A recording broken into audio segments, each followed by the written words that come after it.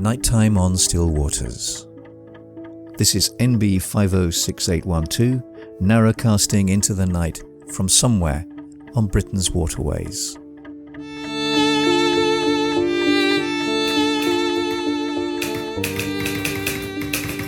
June 24th, Wednesday. Back from a hot city, in a hot field with a hot dog. We sit in the scrabble shade under an old ash tree. The scarlet pimpernels have already begun to close.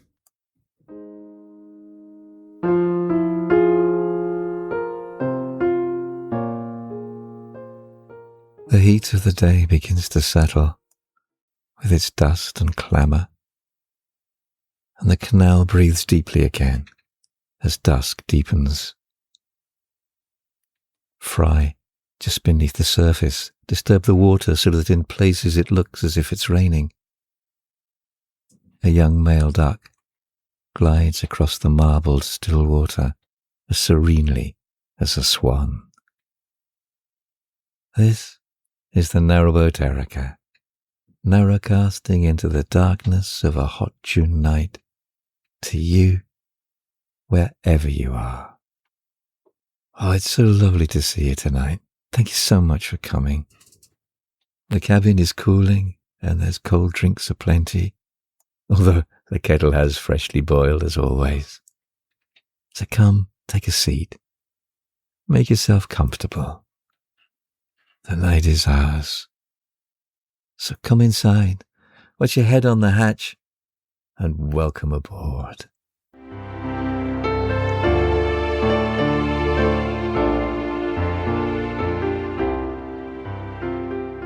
How are you?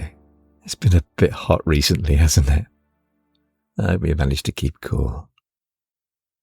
It's partly because of the heat and partly because of a very busy time at work that I'm having to slightly alter things with this podcast. Actually, I did think at one point that I wouldn't be able to do an episode for tonight, as we're needing to run our air coolers almost constantly, and they're just too noisy to be able to record anything. But fortunately, it is a little cooler tonight, and the wind is beginning to rise. So fingers crossed. I haven't really had much time to plan anything, and after a few restless nights, a hot cabin is not conducive to sleep. I'm feeling a bit tired. So therefore tonight will be a bit of a freewheel, if you don't mind. And I'm going to collapse all the sections into just one big one. I'll probably curse myself when it comes to mastering and editing, but we'll see where we end up. Anyway, it's lovely to see you, and I'm so glad that you came. And thank you to our good friend Captain Arlo for checking in to see how we were coping with the heat. And it was also lovely to hear from AK on Spotify. Thank you so much for leaving a comment there and registering your support for podcasts that focus on audio rather than video. It is very much appreciated. And still on the subject of the last episode, hello to Jeff Van Boeven. Yes, I think you're absolutely right about YouTube and podcasting, but I've certainly not lost heart in the possibilities and opportunities that remain open to audio. And thank you also to Mind Shambles for your thoughts on the podcast. I'm really grateful for your kind words. And yes, I agree, clearly something rather weird is going on, but I've no idea why searches such as those should be linked to this podcast in particular. Mind Shambles signed off his comment with another of his wonderful poems, and I think it captures the last week or so really beautifully, so I'll read it. It's called Heatwave, Realities of UK Houses. My phone says 35 degrees. The dial on the thermometer stuck on the glass of the double doors leading to the conservatory has moved round past 40 degrees, well into the red. The house all in darkness, wrapped in closed curtains and blinds, slowly warms like boil-in-the-bag rice. Fans move sticky air round rooms, while people lay like lizards on sofa rocks. And then, inexplicably, a teenager decides to put the oven on. That's so true. Thank you. And I think that perfectly describes a boat too. And while I'm also saying hellos to people, hello to Tanya Yorgay, Chris Knight, Sherry Rauch, and Teasley Weasel on Instagram. And oh gosh, Teasley, you're absolutely right. One should never inquire about a woman's age. And greetings to the narrowboat Dera Rosa with Jason and Karen as they continue their new life afloat. And don't forget you can watch their progress or follow them on social media under their name Just Two People. It was also lovely to hear from Chris Campbell on the narrowboat The Land of Green Ginger. I think you're so right, Chris, about our ever-increasing obsession with metrics and statistics, and we still don't seem to learn that the really important things just cannot be measured, or certainly cannot be measured in that way. And Chris also added that perhaps people should be asking Vanessa about my age too. Yes, quite. And thank you also, Chris, for including that little description about what's outside your window. I'm going to read it later on at the end of the episode tonight. But just to remind everyone, in the last episode, I asked if any listeners wanted to send me a short description of what they can see outside their windows at night. Please feel free to send them in by email or commenting on one of the social media accounts or even using the voicemail option on the noswpod.com website. It doesn't have to be profound or poetic or deep, just a quick description. And you don't have to be living on a boat. And in fact, the wider variety, the better. Hello also to Jen from Mess in a Boat Substack. Thank you, Jen, for all your support. And don't forget that you can catch up with Jen's Water Book Club, where she chats to authors who write about water or nature and the canals on her Substack. And I've put the link in the program notes below. Also, a really warm welcome to Nicola Piccola over in New Zealand. Hello, Nicola, and thank you so much for your comment. And I'm really pleased that you found us through Vanessa's Mindful Narrowboat vlog and are loving the podcast. It's lovely to have you aboard with us. And also greetings and chin-chin to our good friend John McMahon. I rather get the impression, John, following the Scottish performance at the World Cup, that you might have been in need for the soothing effects of a cup of tea these last few days. And while I'm here, for completeness, I wanted to say a big thank you to all of our Lockwheelers and a shout out to them for supporting this podcast. And they are Anna McKellar, Susan Baker, Mind Shambles, Clare Hollingsworth, Kevin B., Fleur and David McLaughlin, Lewis Raphael, Tanya Yorgay, Andrea Hansen, Chris Hines, Chris and Alan on the narrowboat The Land of Green Ginger, Captain Arlo, Rebecca Russell, Alison on the narrowboat Mucker, Derek and Pauline on Silver Fox, Anna V, Orange Cookie, Mary Keane, Tony Rutherford, Arabella Holtzapfel, Rory with MJ and Kayla, Narrowboat Precious Jet, Linda Reynolds Perkins, Richard Noble, Carol Ferguson, Tracy Thomas, Mark and Tricia Stowe, and Madeline Smith. Thank you. Well, it's been hot. Now, I appreciate that a sizable section of our listeners live on the other side of the globe to us and are now in the depth of their winter. And if that's you, I apologize for being even more UK-centric than normal. It's just that we've had a few days that, for us, are very hot temperatures. particularly as it's still only June. Although it's been creeping up recently, for most of my life, average June temperatures tended to bob around 18 to 21 degrees centigrade. That's about 64 to 70 degrees Fahrenheit. Obviously, it could go much higher than that, and of course lower, but in my head, despite the old sobriquet, Flaming June, for me, I've always looked upon this month as being the time when temperatures are as, for me, near perfect as possible. In fact, Miles Hadfield in his An English Almanac bears me out on this. Science, he begins, justifies the phrase Flaming June, if indeed averages prove anything. For records establish June as, on the average, the sunniest and possibly driest, but not the warmest month of the year.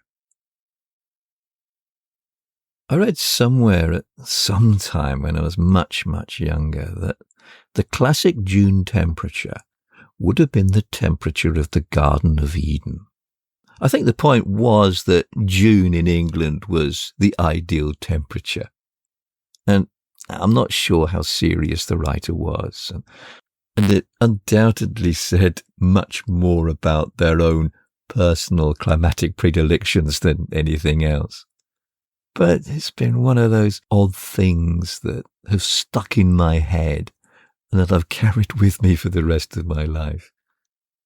And I'm not sure why, because even then I didn't really agree with it. Perhaps it was because I didn't agree with it that it stuck with me. I don't know. I was already very familiar with the tale of Adam and Eve in the Garden of Eden from school. And the writer of that strange and ancient story, including a detail which I've always loved, he wrote how the one who made this figure of earth and breath and his partner would come down to Eden in the evening cool to walk with them and chat with them. Well, I learnt later that the Hebrew text is a little more complicated than that. And the word it uses, ruach, which we generally translate as cool, actually means breath or wind or even spirit. And I come to realize that for all its apparent simplicity, this is a text that has a lot of things going on in it. The writer of that particular textual layer loved puns and word games, and used them not so much for humour, but to create a deep and richly textured writing, with images and associations weaving together, merging and parting, creating a kaleidoscope of meaning that swim and shift from one level to another. But that picture of Yahweh Elohim walking with the created pair, enjoying the balmy cool of an evening, is an image I really like. Partly it's because it goes against so many other depictions of the divine or semi-divine figures that we find in contemporary ancient literature, well, at least in that region. And when I read it, I am still drawn to its intimate and earthy quality. You can almost sense the scent of cooling, loamy soil, the perfume of jasmine and night-scented stocks in the air, the river of evening birdsong, the sweep and swirl of gnat dance and dragonflies, the chorus of frogs, and the shadows lengthen over the cut lawn of an English pub, and Venus rises clear in a watercolour sky. Of course, I appreciate that I'm making walking in the garden in the wind, spirit, breath, cool, do a lot of heavy lifting here, but I kind of like that interpretation of it. After all, reading is nothing if not an act of interpretation.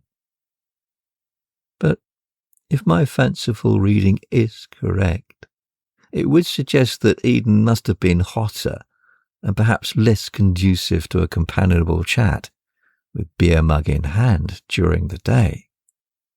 And for that reason, I've always held in the back of my mind that perhaps I would have not been suited to the Garden of Eden. And maybe when looking back at the Junes of my past, I am being a bit guilty of viewing them through rose-tinted spectacles.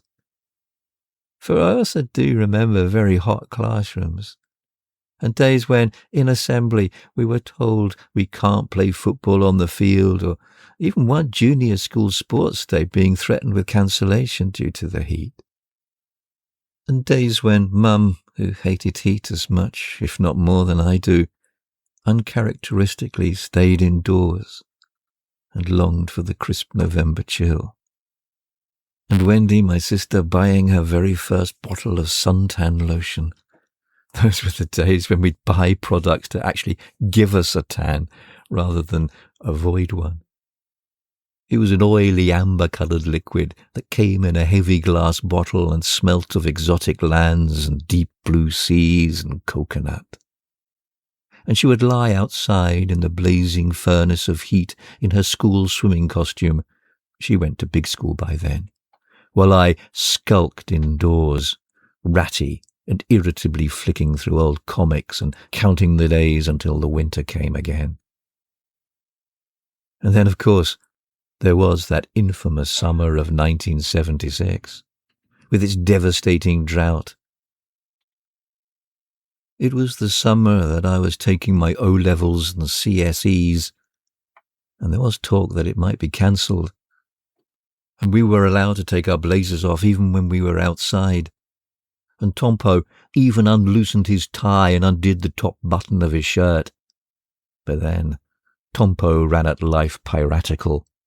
He even had a moped that looked like a little motorbike, which shrilled like a hornet and dripped oil onto the floor of the school bike shed from something called a crankcase.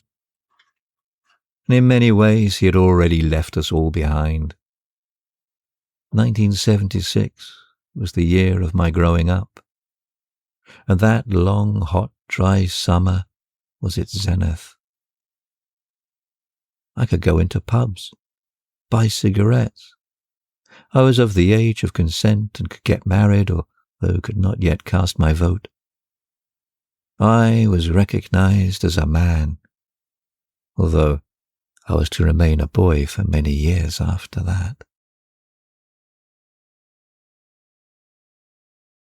But it's been a little cooler today, and the wind has veered westerly, setting the water into a pattern of ripples. It hits the boat, beam on. It's still warm, but welcome. Feels good on the skin. Flares of red loosestrife and cornflower blue chicory windmills wave in the wind as if in celebration. The steep offside bank above the canal billows with pillowed creamy clouds of common bedstraw, and lower, as if leaning over to daintily sip the water below, the soft yellow of ladies' bedstraw. Even so, the temperature peaked today at 29 degrees, that's 84 degrees Fahrenheit. And this week, following the one at the beginning of the month, we have experienced another short hot spell. Then the temperature climbed locally to 39 degrees, 102 degrees Fahrenheit, for a couple of days running. Humidity levels increasing the heat index by a good couple of degrees. And I realize that I've talked about the challenges of keeping a boat cool before. In fact, I think the subject arose just a couple of episodes back. So I'm not going to bore you by going through it all again. But it can be a real struggle to carry on the normal routine. But then perhaps that's the point. We shouldn't try to. Although that is difficult when you're trying to merge boat life and work life.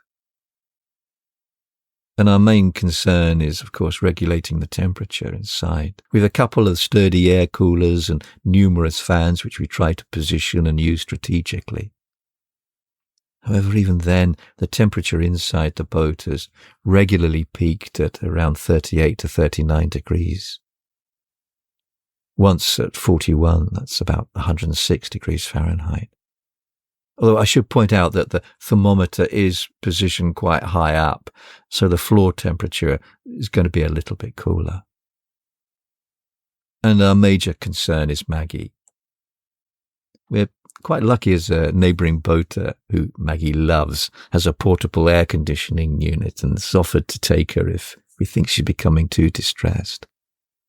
We also bought a paddling pool for her, but she doesn't really like going in it, no matter how much we coax her. But fortunately, she loves swimming in the canal, and we've just found a really good place where she can do it that's close to the boat, where the ladies' bedstraw grows thick and the trefoil blooms tall. The problem with the little bay that I normally take her to is that it's quite a long walk along the towpath or over the fields, and this is just not feasible in this heat for her. So we're really relieved to have been told about this spot, which I'd completely overlooked. And so as soon as Maggie appears to be getting hot, we just nip out and let her go for a swim. So that's a relief and one less thing to worry about. And for me, I've also found really effective just putting a shirt under the cold tap. Although, bear in mind, because the water's coming from our tank, it's generally quite tepid, if not warm. And I soak my shirt in it and then put it on and wear it while I work. And in fact, I saw Steve Tyrrell from the Narrowboat Precious Jet. Hello, Steve. And he places his feet in a bowl of cold water and says that works well. I sometimes sit on the stern and dangle my feet in the canal, but it really only works when things are a little cooler.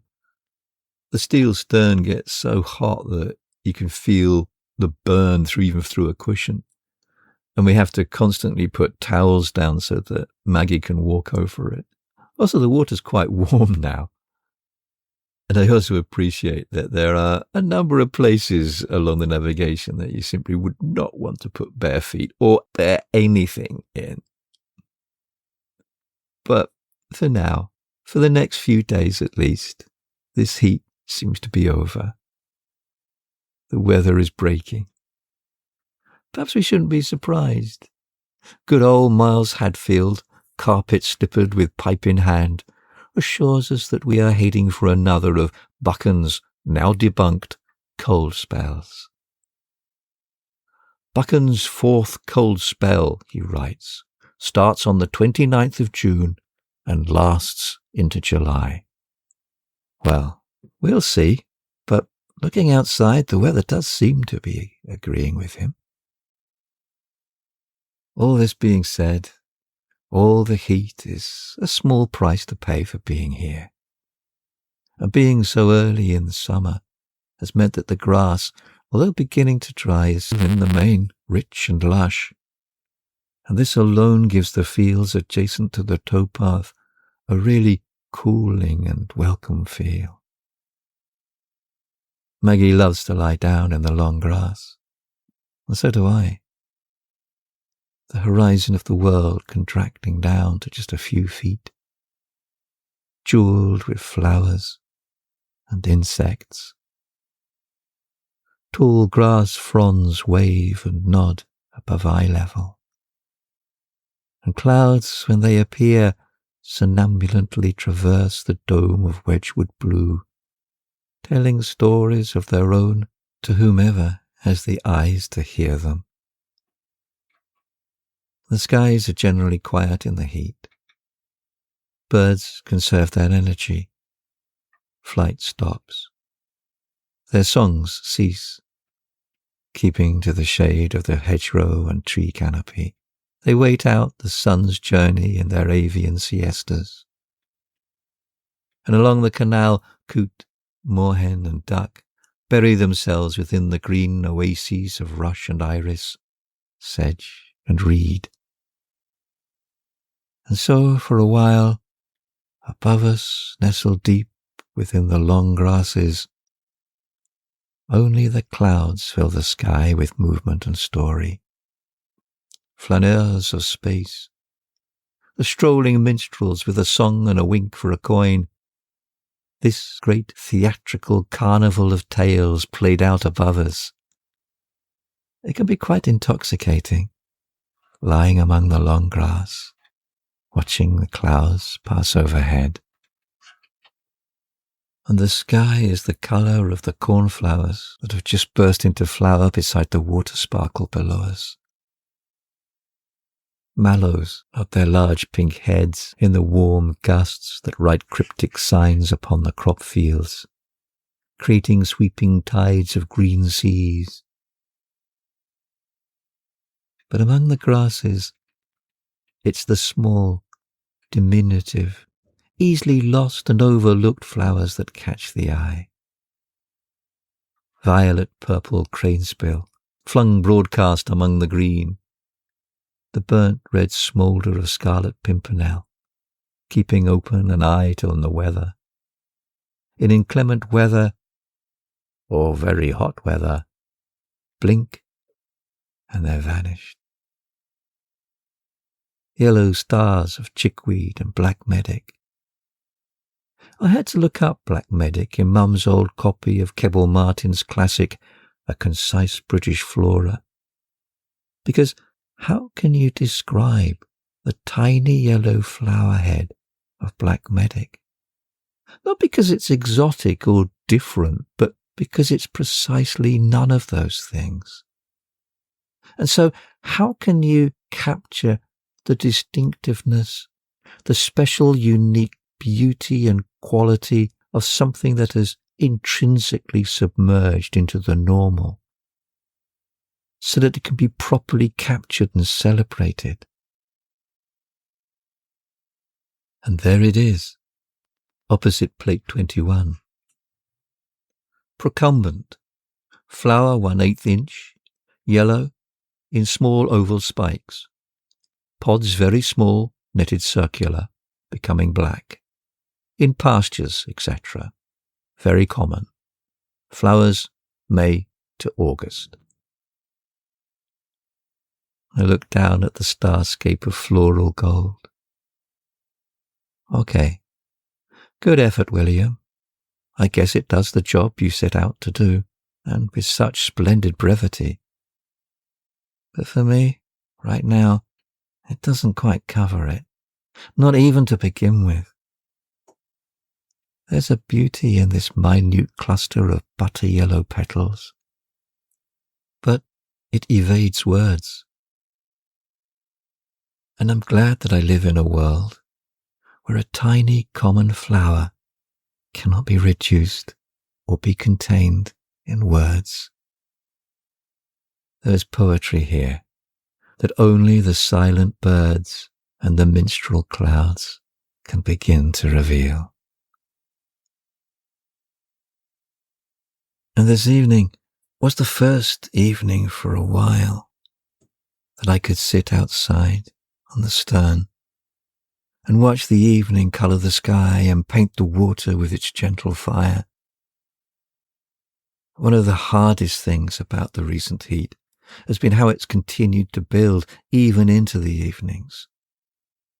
Lately, it's been still in the 30s at 8 p.m, and it's just been too hot to sit out.